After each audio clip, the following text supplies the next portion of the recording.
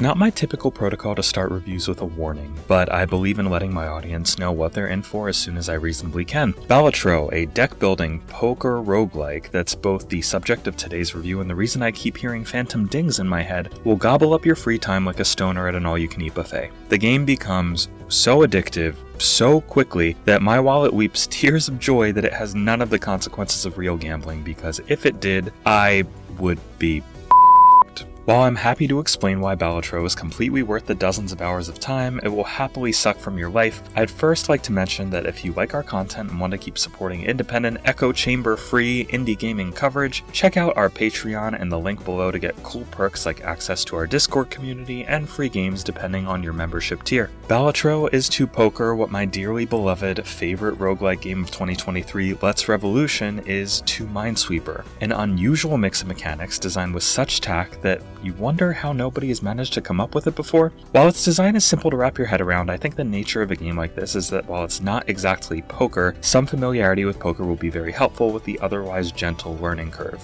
You start Balatro by picking a deck of cards. These are nowhere near as varied and game-changing as classes and other deck builders like Slay the Spire or Monster Train, but are worth careful consideration based on how you play. One deck may allow you to discard more often within a round to assemble the perfect poker hand, while another may give you money for every discard you don't use. They may not be massively different from one another, but interesting to try out different types of decks and see what works for you. The structure of a Balatro run is broken into 8 antes, each consisting of 3 levels called blinds. The small blind and big blind require you to collect a certain number of points by dealing a limited number of the highest scoring poker hands you can, with both the ability to discard and get a little extra help, more on that shortly, being paramount to success. Small and big blinds can each be skipped, foregoing the earnable money, visitable shop, and challenge of each in favor of a random bonus. In general, it's better to play than not to play, in my opinion at least, as visiting the shop with plenty of funds in hand is the key way to boost your chances of success. But maybe in exchange for skipping, you'll level up a certain type of poker hand and make it worth more each time you play it. Or maybe you'll get a tarot card that allows you to add features to the cards in your deck that earn you more points or give you some extra cash depending on how you play them. Boss blinds, the third type of round in each ante, cannot be skipped and double down on the challenge by adding a random debuff to the mix. Maybe all your spades will suddenly be worth nothing. Maybe all the face cards will be drawn face down so you can't see what they are, and a variety of other nasty little twists that make the challenge level steeper and steeper. In general, the boss blinds are fun to play and add great twists to make each victory feel well earned.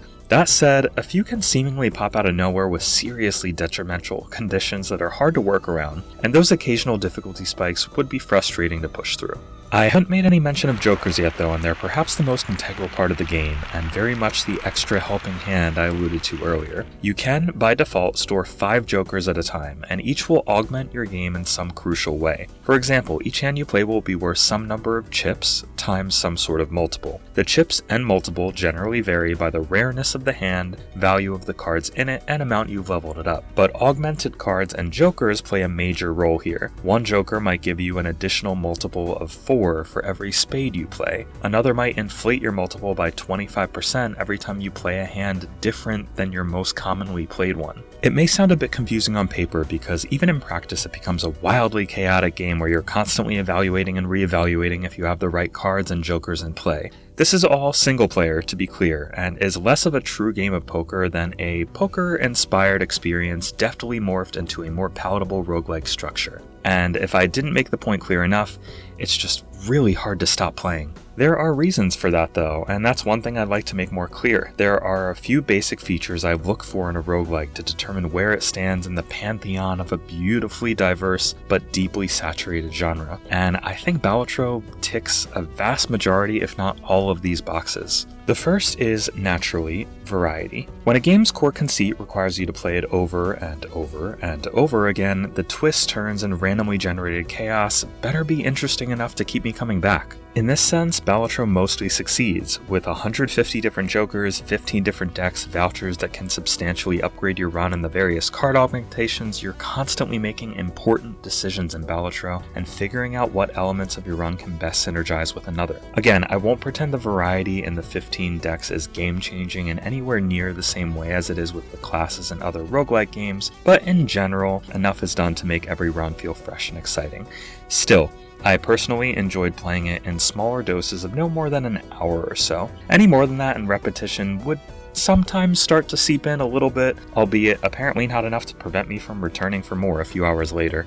The second thing I look for in a roguelike is balance. Having a ton of different strategies is crucial in a game like this, but if the balance isn't right, then using certain strategies won't make much sense at all, and the game will become repetitive from the sheer need to exploit its best cards. With one minor exception, Balatro's balance is exceptional. The various Joker cards that would show up to augment my run felt useful and had me sometimes sitting and thinking for a minute or two about what would be my strongest path forward. Do I sell the Joker that gives me a random multiple between 0 and God knows what in favor of a more stable Joker that consistently gives me a multiple of 4? Is it worth spending all of my money on rerolls in the shop when one of my Joker's multiple increases every time I do it? The amount of strategic thinking and risk-taking necessary to play Balatro well constantly kept me on the edge of my seat, even when seemingly not that much is happening on screen. The minor exception I spoke of is in relation to the rarer, more difficult to assemble poker hands that the game allows. You'll get a lot of points if you can successfully pull off a 4 of a kind or a straight flush, but the rarity of hands like this made prioritizing Jokers and leveling around them feel a bit too risky to ever be worth it.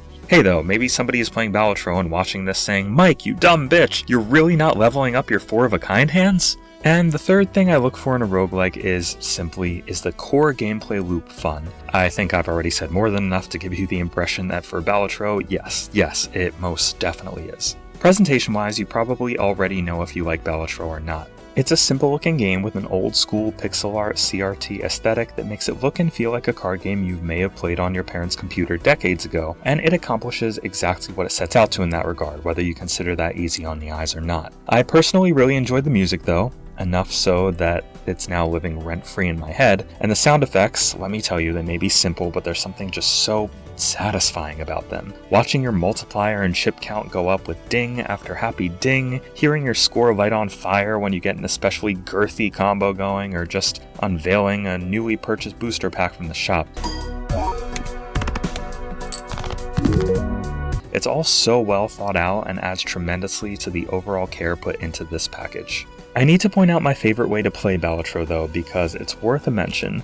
This is the perfect Steam Deck game. It boots up quickly, runs exceptionally, and best of all has fantastic touchscreen support that makes it feel like the way the game was meant to be played. I had fun with Balatro on the mouse and with a controller too, don't get me wrong, but controller especially didn't have quite the same ease of use, with a bit of fiddling required to sort the cards in your hand exactly how you'd like, and one unfortunate incident where I accidentally sold my favorite Joker card because my finger ever so clumsily grazed the left bumper. I don't think there's a wrong way to play this game, but touchscreen felt like by far the most natural way to go.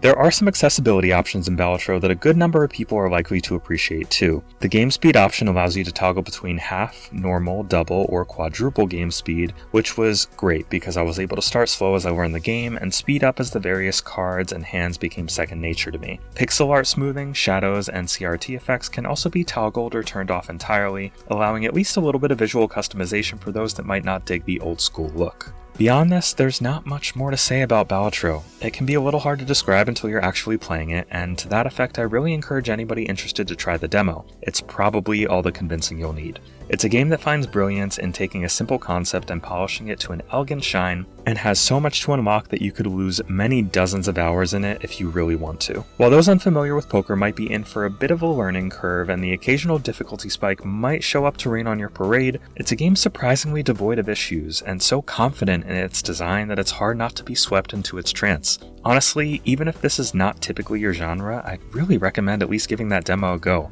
It's that good. Balatro is not just a good roguelike deck builder, but a very nearly unmissable one. This one gets a golden genie, and I'm gonna go play more of it.